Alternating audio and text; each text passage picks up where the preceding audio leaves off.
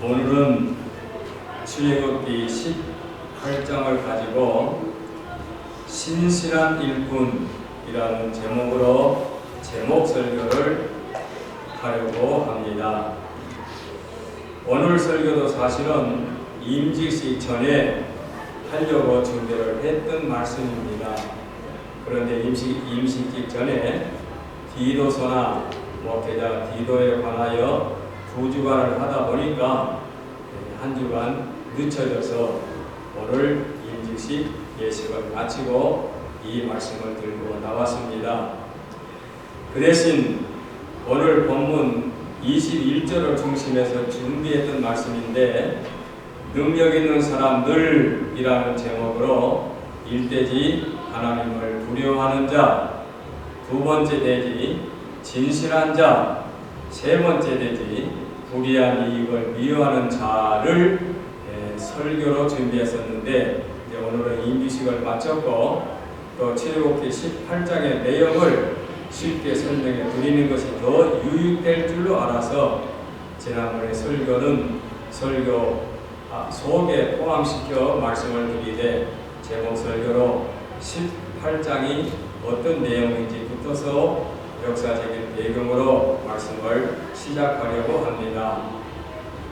자, 모세가 미디안 광야에서 하나님의 부르심을 받고 애굽에 왔지요. 바로 왕에게 자기의 백성들을 놓아달라 했지만 놓아주지 아니하므로 열 재앙을 당하게 되고 열 재앙 끝에 그 백성들이 자유함을 얻었지요. 그래서 전신만고 끝에 홍해를 건너서 광야에 이르렀을 때에 그때에 미디안에서 당신의 장인 이드로가 모세의 아내와 두 아들을 데리고 모세를 찾아온 내용이 오늘 본 18장의 말씀입니다. 주보보다도 주보를 보시면 성경을 보시면은 18장 1절에 모세의 장인이며 미디안 제사장인 이드로가 하나님이 모세에게 와 자기 백성 이스라엘 하신 일 곧 여호와께서 이스라엘을 애굽에서 인도하여 내신 모든 일을 들으니라. 장인 어른이 자기 모세 가족을 데리고 광야에 와서 모세를 만나게 되고 모세는 반갑게 자기 가족과 장인 어른을 만난 다음에 하나님께서 그동안 애굽에서 행하셨고 자기 백성들에게 역사하셨던 내용들을 소상히 말씀을 드립니다. 그로 인하여 장인 이드로가 그 소식을 다 듣고 난 다음에 그 장인이 하나님께 영광을 돌립니다.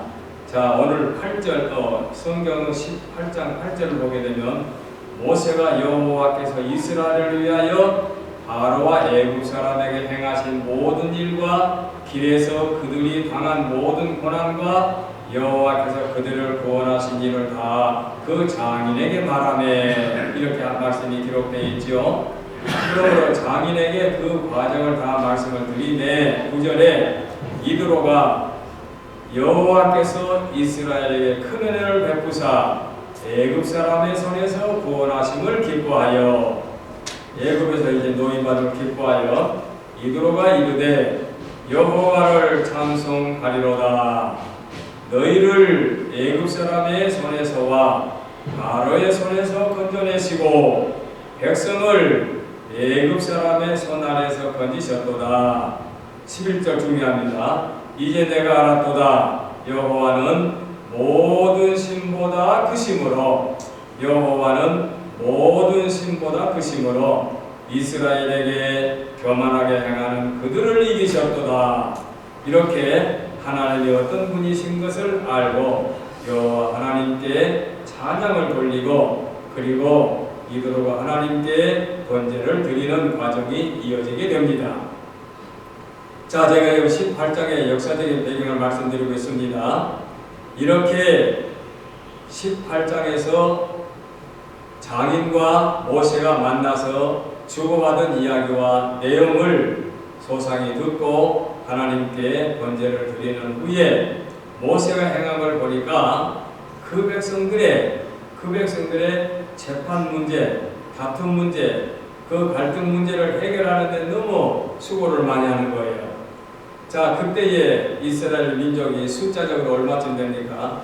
장정이 60만 명이라 했으니 부녀자와 유아들 또 노약자들까지 합하게 되면 150명쯤 될 것이다 라고 말하는 분도 있고 200명 이상 될 거다 라고 말하는 분도 있습니다.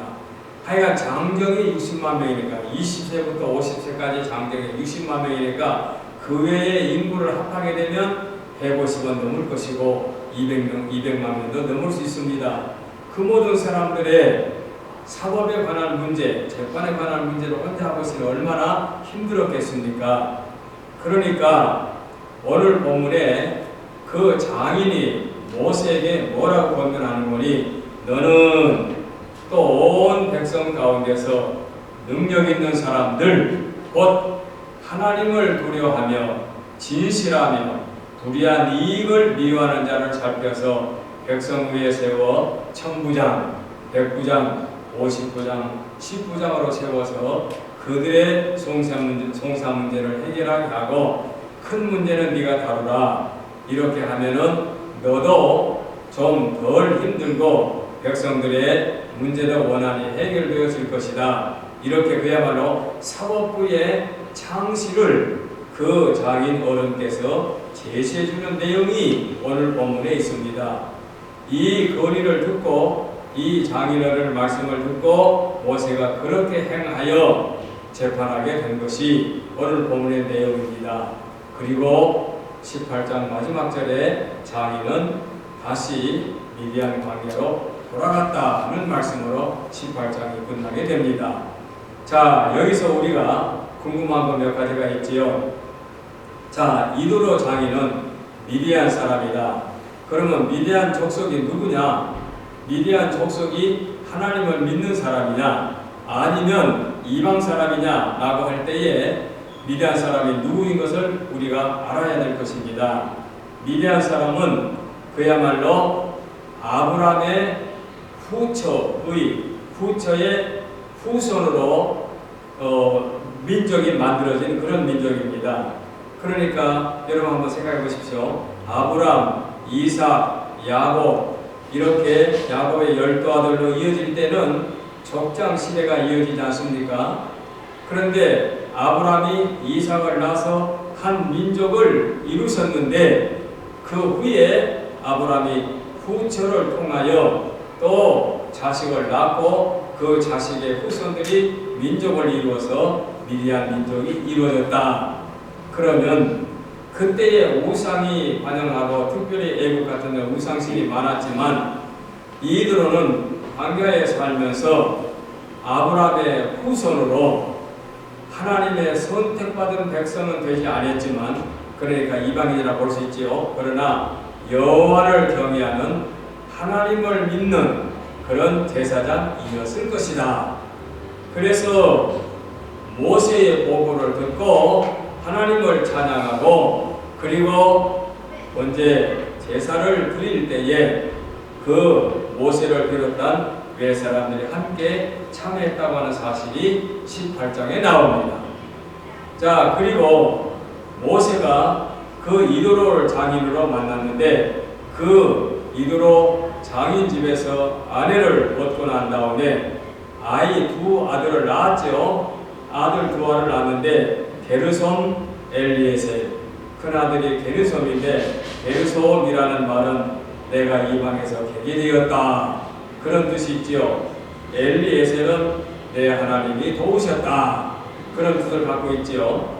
그러니까 비록 이방 땅에서 살지만 이방인 그 족속을 아내로 삼았지만 자녀들의 이름을 보게 되면 하나님 중심으로 모세가 살았던 것을 알 수 있다. 우리가 이렇게 정리해 나갈 필요가 있습니다. 그 다음에 5절에서 7절 말씀을 보게 되면 하나님의 산이 나오는데 여기 하나님의 산은 호렙산을 말하는 것으로 알고 있습니다.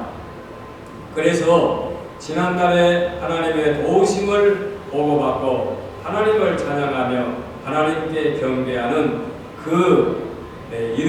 이도로는 그야말로 아브라함의 후처의 후손이기 때문에 여호와를 경배하는 그와 같은 민족이었을 것이다. 이렇게 해석하고 있습니다. 아브라함의 후처의 이름은 그두라지요. 그두라. 그러니까 이삭을 낳아서 한 민족을 이루어 하나님의 선민이 된 다음에 후처를 통한 그두라의 후손들이 위대한 민족이 되었다. 이렇게 우리가 알면 되겠습니다. 자, 그러면 오늘 본문 너는 또 온 백성 가운데서 능력 있는 사람들 곧 하나님을 두려워하며 진실하며 불의한 이익을 미워하는 자들이라고 나와 있는데 이 말씀에서 우리가 좀 비교할 필요가 있습니다. 무슨 말씀이고 하니 능력 있는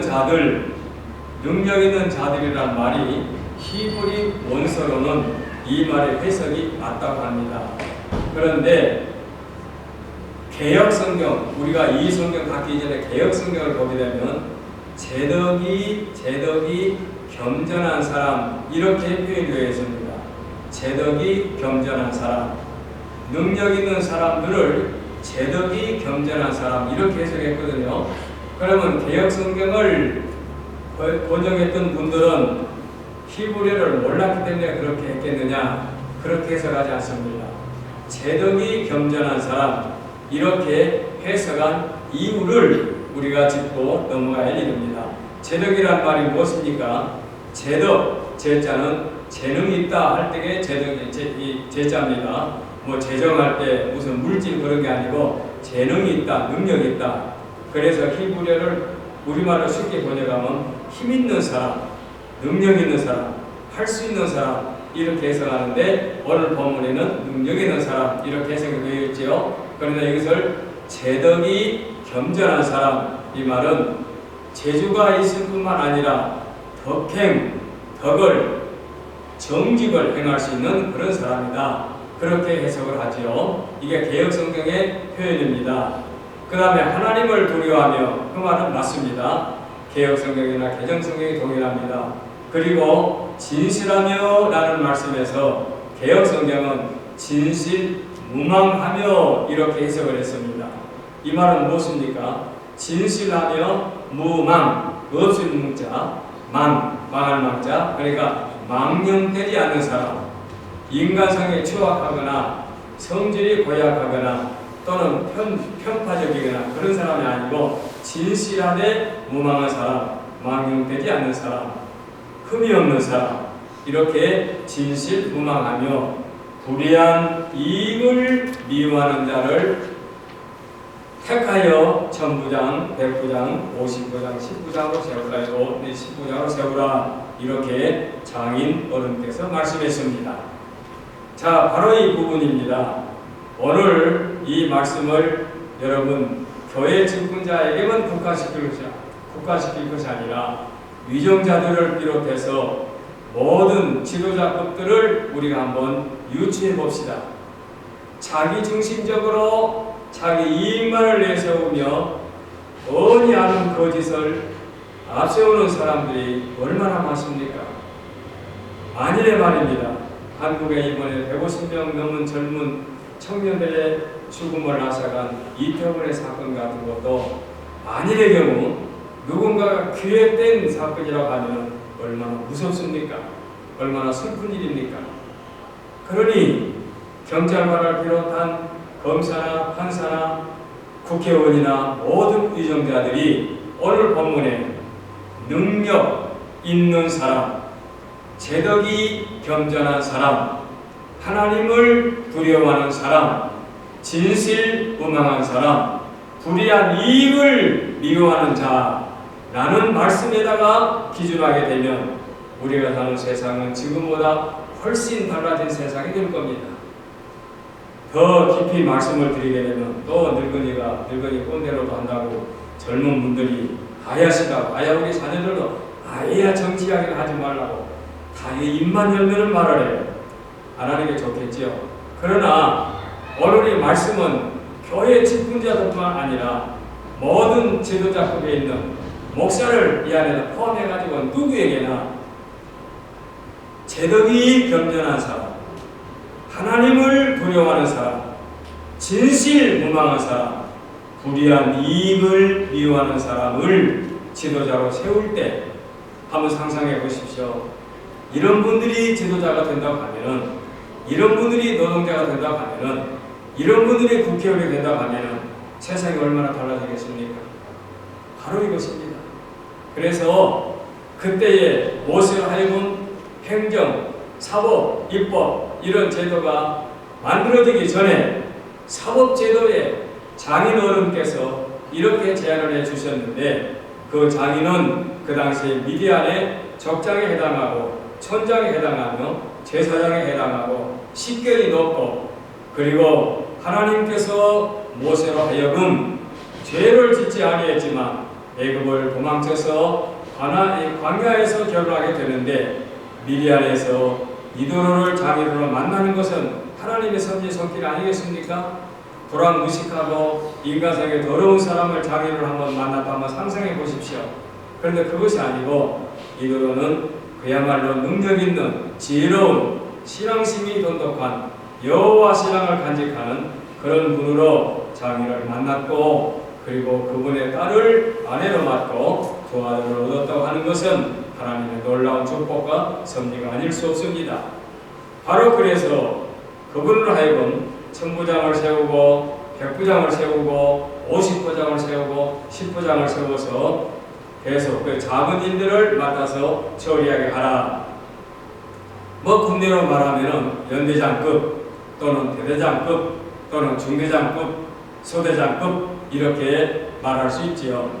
그래서 천부장은 1000명의 휘하의 사람들을, 백부장은 100명의 휘하의 사람을, 또는 50부장은 50명의 휘하의 사람을, 10부장은 10명의 휘하의 사람들을 처리 지도하며 판결하며 공정하게 그들을 지도한다. 이렇게 말할 수가 있죠. 그런가 하면 또 이렇게 해석하는 분도 있습니다. 요즘에는 삼신제 아닙니까? 지방법원, 뭡니까? 고등법원, 대법원 이렇게 나가는 것을 그때는 이렇게 5신제로 해가지고 10부장, 50부장, 100부장, 1000부장으로 올라갔을 것이다. 그렇게 해석하는 분도 계십니다만은 그것보다는 1000부장은 연대장급 1000명에, 100부장은 100명의 급 대대장에, 50부장은 50명의 중대장에, 또는 10부장은 소대장급에 해당하는 그런 사람들을 아마 처리하며 지도해줄 것이다. 이렇게 말하고 있습니다.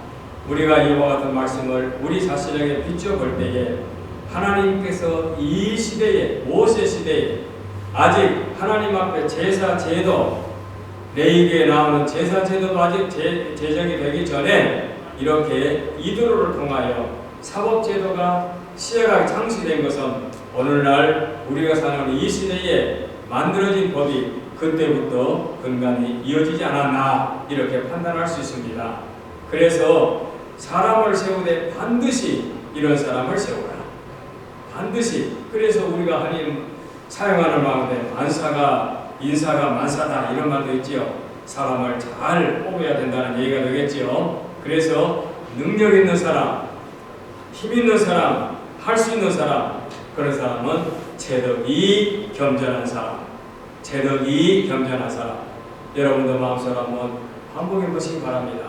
지도자급은 제덕이 겸전한 사람, 그 사람이 능력 있는 사람이다.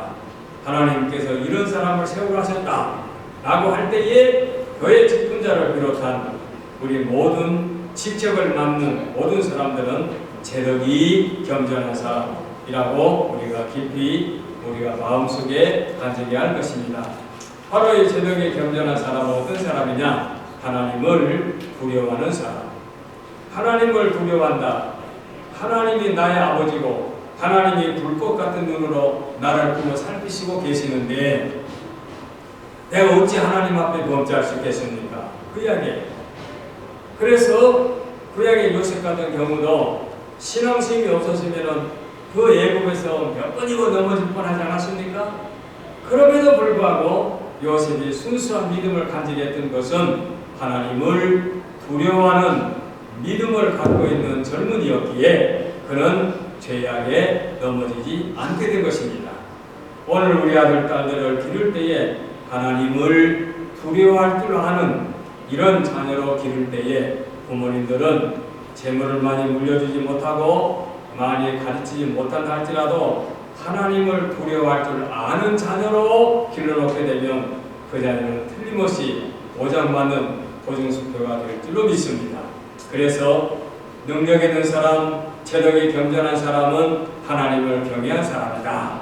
이렇게 우리가 정리할 수가 있죠. 그리고 진실하며, 아까 개혁성경에 진실무망하며, 옛날 어른들은 이런 말씀 많이 했지요. 설교 때 진실무망한 사람, 진실무망, 정말로 순수하고 깨끗한 사람, 그래서 흠이 없는 사람, 이런 사람 찾기가 힘들지요. 옛날 한국에서, 지금도 오산에 이제 미군들이 더 많이 더 점령해 살고 있는 줄 압니다만은, 미군 부대에서 한국인 이제 일꾼 하나 뽑는데 청소하는 사람한테 지폐를 원래 떨어뜨려 놓았다고 합니다. 그래서 어느 사람은 이렇게 사방을 둘러보고 슬쩍 땅에 떨어진 거니까 자기 주머니에 넣는 사람도 있는 거 하면은, 한 사람은 뚜벅뚜벅 빗자루질을 하다가 돈이 땅에 떨어진 것을 보고, 어이, 누가 이거 잃어먹었어? 이거 하나 이게 땅에 떨어졌다고 소리를 질렀다고 그래요. 그러니까 이걸 고의로 그걸 떨어뜨렸기 때문에 그 사람을 채용했다. 이런 말을 제가 들은 기억이 납니다.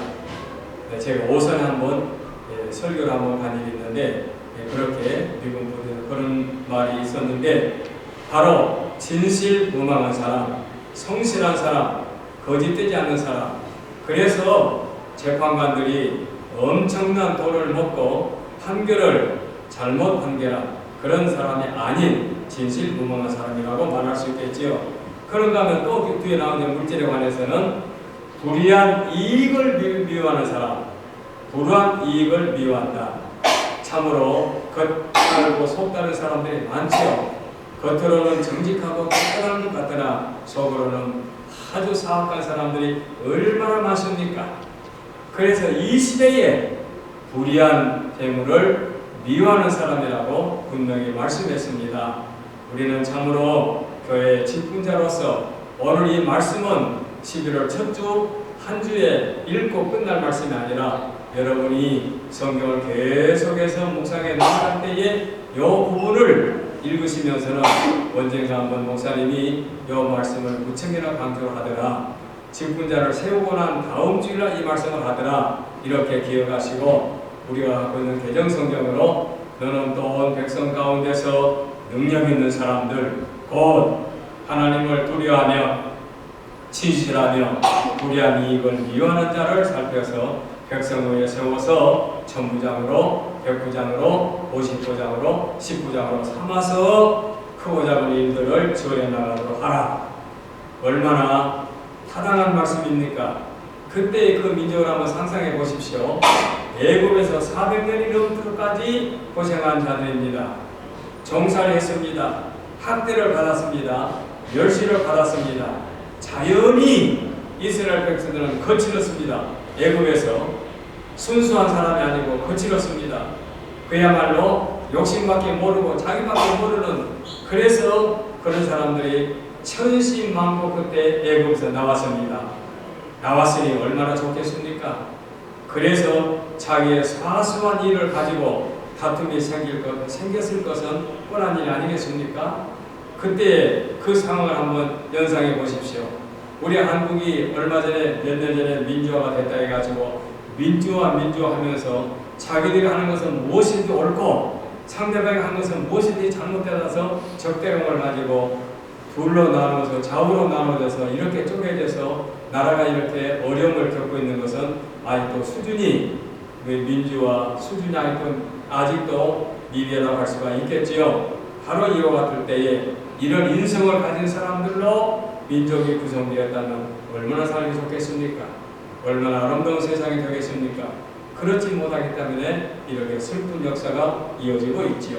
그래서 제덕이 겸손한 사람으로 하나님을 두려워하며 진실무망하며 불의한 이익을 미워하는 자를 지도자로 택하라고 말씀하고 있습니다. 제가 요즘에 뭡니까 유튜브에서 한 어느 것이 실화를 하나 읽어봤는데, 존경받는 권사님이 아주 타인들에게는 천사예요, 천사. 진짜 권사님으로 존경을 받아요. 아주 대접도 받고 존경도 받고 선행도 많이 하고 참 하는데, 그런데 집에 오면 두 며느리를 잡아요. 못살게 굴어. 그냥 아주 사악하게 굴어. 그러니 두 며느리 앞에서 며느리들은 죽으려고 그래요. 어머니가 밖에 나가서는 천사인데, 교회 권사님으로 천사인데 집에만 오면은 너무 악해요. 두 며느리에게 정말로 그냥 너무너무 악해 굴어요. 그러니까 둘째 며느리가 그 큰 며느리, 형님 동서 그렇게 말하나요? 형님, 내가 이번에 어머니 환갑잔치니 칠순잔치니 야간 잔치가 이어지는데 내가 이를 좀 저지를 합니다. 어떻게?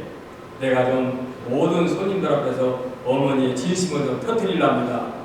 그러니까 그 큰 동서가 겁이 나서 그러다가 후 감당을 어떻게 하려고 그러니까 내가 이혼도 불사할 각오를 하겠습니다. 그리고 그때부터서 아마 몰래 카메라로 또 녹음기로 아마 그 시어머니의 사악한 것을 아마 저장을 했나 봐요. 뭐 그 자기들한테 행한 거니까 되게 쉽게 촬영할 수가 있겠지요. 근데 큰 동생은 겁이 나가지고 염려해서 긴장돼서 있는데 이제 잔치가 되니까 많은 사람들이 축하하러 왔습니다. 제가 이제 본 지가 좀 돼가지고 회갑인지 칠순인지는 모르겠어요. 나이가 회갑 아니면 칠순입니다. 근데 많은 사람들 와서 축하를 합니다. 축하를 하는데 결정적인 순간에 둘째 며느리가 촬영한 것을 이제 영상으로 틀었습니다. 그러니까 모든 사람들이 그야말로 찬물을 끼얹듯 조용하는데 처음에는 시어머니도 유심히 보더래요. 저게 뭔가 싶어갖고. 근데 조금 뭐 지나니까는 저걸 끄라고만 소리 지르더래요. 자, 그렇게 되니 분위기가 어찌 되겠습니까? 그래서 그때는 큰 동서가 그 작은 동서의 편을 들어가지고 이제 말하자면 이제 편을 들어줬는데 남편들도 어찌하지 못하더래요. 그동안 근데 남편들은 아무 생각 없이 지내왔는데 그렇게 자기들의 와이프가 그렇게 어머니에게 학대당하는 것을 몰랐기 때문에 아무 말을 못하더래요. 그래서 손님들이 뿔뿔이 마치 뭡니까 춘향전에 변학도에게 뭡니까 이제 그 시를 이몽규가 시를 써놓고 돌아가니까 뿔뿔이 흩어지듯이 한 사람 흩어지고 내 중에는 그 권사님이 교회도 못 나가고 폐인이 되어서 완전히 실패하는 모습이었다고 하는 것을 며느리들의 글을 통해서 제가 읽은 기억이 납니다. 다른 것도 많은 글이 있지만 우리가 유심히 볼 때에 교회에서는 권사님으로 대접을 받고 그리고 사회에 나가면 친구로서 천사와 같은 선행을 행하는데 집에 와서 며느리들에게 그렇게 못살게 굴 이유가 뭔지 모르겠습니다만 그래서 그의 인생이 망가졌다고 하면은 바로 오늘 본문에 적용시켜보게 되면 어딘가 문제가 있죠. 진실무망의 문제가 있었겠지요. 그러므로 오늘 우리 모두가 다 직분자의 입장에서 우리가 부름을 받았으니 직분을 받았으니 직분자로서 앞으로 세상 끝날까지 어떤 마음가짐을 갖고 주를 위해서 봉사해야 되겠느냐. 제덕이 겸손한 사람, 능력 있는 사람, 내가 할 수 있다 하는 능력. 한국에는 명문대학 법대 나와서 사법고시 학교 가면 무조건 뭐든지 할 줄 아는데 하나님의 기준은 그게 아니지 않습니까? 제덕이 겸손한 사람, 그 중에서 하나님을 두려워하는 사람, 하나님 앞에 거짓되지 않는 행함을 하는 사람, 그리고 진실무망한 사람, 그리고 불의한 이익을 기뻐하지 않는 사람, 이런 사람으로 우리가 거듭날 때에 앞날에 여러분들이 주의전을 섬길 때에 교회를 봉사할 때에 여러분이 맡은 일을 잘 감당해서 하나님이 영광을 받으시고 여러분의 수고는 아름다운 결실을 맺게 될 줄로 믿습니다. 이 반대의 말씀으로 또 비교해서 말씀할 수 얼마든지 있겠지요. 그러나 이 정도 말씀을 드리면 직분자로서는 어떤 기준이 온당한가, 그리고 성경의 그때의 그 시대에 미디안, 이드로 장인을 통해서 모세에게 권면한 이 말씀이 이 세상 끝날까지 자유민주주의 선진국가의 사법제도의 근간이 되었다고 하는 것을 우리가 기억하면서 앞날에 잊지 않고 이 말씀을 하나의 복된 말씀, 시편 1편이나 23편 말씀처럼 간직하고 나아가는 우리 믿음의 가족들이 되어 주시기를 바라서 오늘 이 말씀을 한번 묵상했습니다. 기도하겠습니다.